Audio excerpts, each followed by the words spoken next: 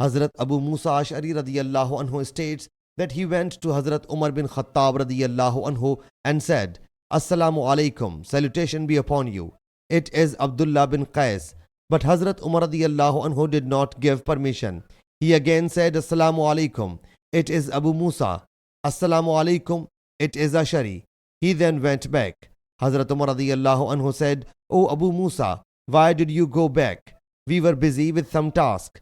He whereupon said, I have heard Allah's Apostle sallallahu alaihi wasallam say, permission may be sought thrice. If you are granted the permission, that's well. Otherwise, go back.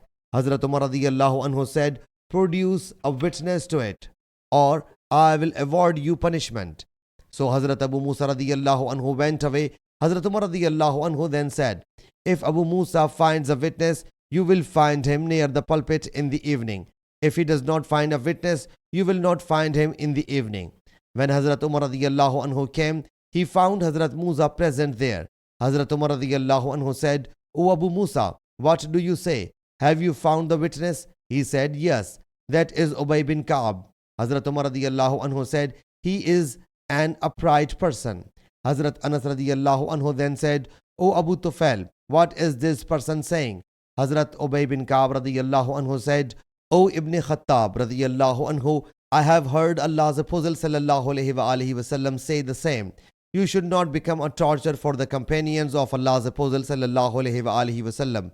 Hazrat Umar radiyallahu anhu said, Glory be to Allah Jalla Jalaluhu. I heard a hadith and considered it appropriate to investigate. Sahih Muslim Hadees number 5598.